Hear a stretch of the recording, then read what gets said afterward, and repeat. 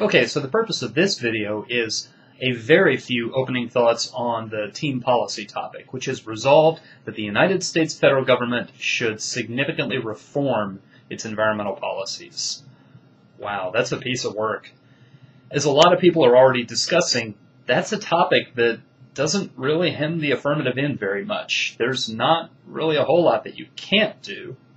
Environmental policy is really not a term of art. It's not something that has a specific meaning that excludes other meanings. One of the first things that popped into my head that you could get away with doing as an affirmative is that you could completely overhaul sexual harassment law, because there are two sort of big categories of sexual harassment, one of which is quid pro quo sexual harassment, where someone who's a boss or in a position of power says, you know, you have to do what I want, or I won't promote you, or I'll fire you, or I'll withhold a raise you're about to get. But the other, and the far more troubling and far more kind of ambiguous area of sexual harassment law is hostile work environment.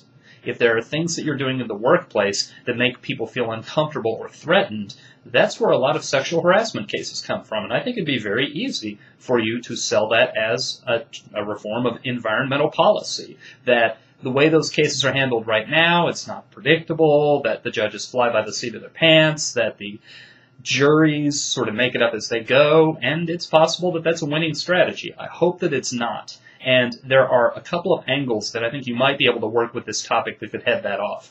I'm going to come back on another occasion with a video about what I think the most strategic possibilities are on the affirmative. As you've probably already figured out, the total number of possibilities you have is endless. And I've seen some people say that maybe you just want to have a different affirmative at every meet.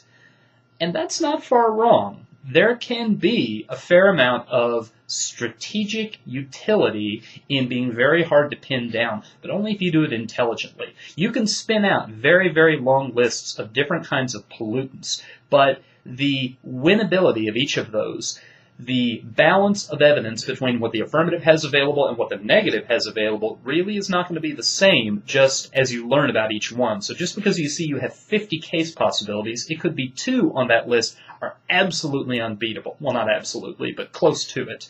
And another 10 or 11 are really hard to beat. And another 3 or 4 are pretty hard to beat. And there are 2 or 3 on that list where the balance of evidence is just so negative, you might as well not bother running them on the affirmative. And the tricky thing is, until you are a good ways into the task of researching that affirmative, it can be very difficult to tell, and sometimes it's not even until you've run the affirmative for a while. This is something, if you're an experienced debater, I'm sure you've seen before. You get 3/4 of the way through the year, and only then do you realize there are certain affirmatives where the deck is just stacked against the negative, and there are certain affirmatives where the deck is just stacked against the affirmative. Those affirmatives don't last very long, because when good teams are routinely losing to teams that they should not be losing to, at some point the light bulb has to come on and they realize it's the affirmative. So, out of all the possibilities you have open to you, it still doesn't make your job open and shut. You still need to be pretty savvy as far as picking an affirmative, and I am going to have some thoughts about that a little ways down the road. But what I want to focus on in this video, I want to change focus and talk a lot more about the negative. And I think there are a couple of things you can do that will let you salvage some ability to be prepared. They are not easy things to do. They are not things that I am even entirely confident still exist. They're things that I saw from a previous go-around with a similar topic, a topic that had a lot in common with this one. Now, that topic is 12 years old. It was the college topic, 1996 and 97. That topic required the affirmative to strengthen regulations that required industry to decrease their production or emission of environmental pollutants. So you had to do it through regulation, and it had to be aimed at industry. Now, this topic doesn't require either of those things. It doesn't require that it be done through regulations. It could be through legislation. It could be through executive order. It could be through court decision. It could be through any federal mechanism. And there are some federal mechanisms you'll probably learn about along the way. Policy memos, things that there are a lot of things that are just about invisible. It's also the case that it doesn't have to be aimed at industry. It could be making the military clean up their mess. It could be, there are lots of possibilities. So, what I think you're going to have to do, one of the things that I remember from that topic back 12 years ago, we had one topicality violation that said an environmental pollutant is anything that comes under the jurisdiction of the Environmental Protection Agency. And we got it out of, I believe it was a political science textbook talking about the regulatory process. And the thing, boy, do I wish I could find that card. I remember that it was extremely good, but obviously we don't have a 12-year-old Topicality file anymore. I'm not associated with that program, and they purged their back files more often than that, especially things that were specific to that topic that they don't see a use for in anytime soon. But what I think you're going to be able to do, I have enough confidence in it that I think it would be time well spent for you to go looking for this. If you go and look at introductions and primers, chapters in political science textbooks, maybe even things in political science journals that describe the Environmental Protection Agency, what I think you'll be able to collect relatively easily is a set of cards, and 2 or 3 of them may be really good, that say, the reason the Environmental Protection Agency exists is to be at the head of the United States environmental policy. You may even find some evidence that goes flat out and says environmental policy is whatever the Environmental Protection Agency does, or that the Environmental Protection Agency is charged with oversight of all United States environmental policy. And then you can write your Topicality violation.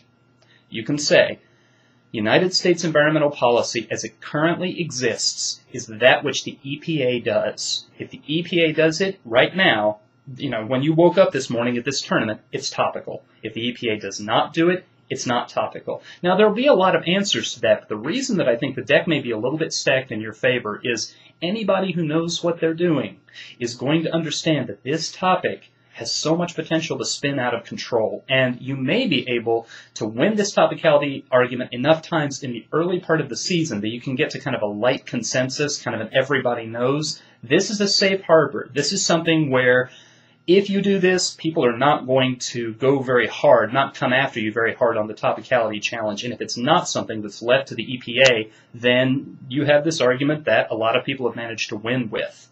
Now, some people are going to try to say, there are policies that other government agencies, other federal agencies handle that seem pretty clearly to be environmental policy. You could say the Department of Agriculture does all kinds of things with pesticides and with things like feedlots, and none of that's environmental policy.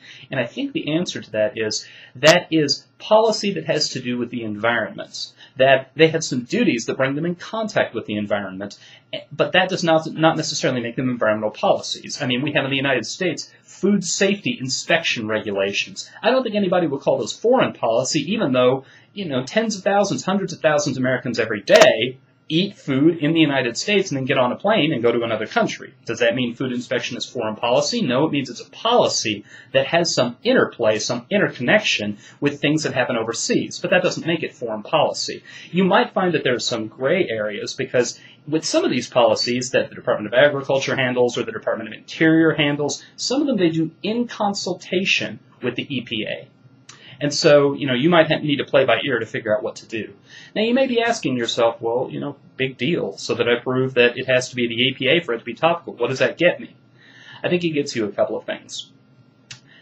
There are, and I don't know if these cards still exist, but it seems plausible to me that they do, and as with the topicality cards, I think these are worth looking for. On the 1996-97 topic that we had, near the end of the year, I went digging through political science textbooks, and these were ones I found on the shelf of a fairly large and fairly well-stocked university library, so it may take that for you to find these, or they may come out in the source books. I don't know, the source books are still a ways off. But we had a regulatory politics disadvantage. We said, and the evidence on this was better than I thought it was going to be when I first went out to try to put it together, that regulatory agencies have kind of a finite amount of capital, a finite amount of trust and patience in the eyes of the public in general and the corporations or other organizations in particular that they oversee. And when they manage to keep the regulations consistent over time, and there are not sudden changes, there are not radical departures from past policy, then a good relationship gets built up between the regulatory agency and the publics that they work with. That's simple public relations theory. But when there are radical changes, when there are breaks with the past, like significant reform,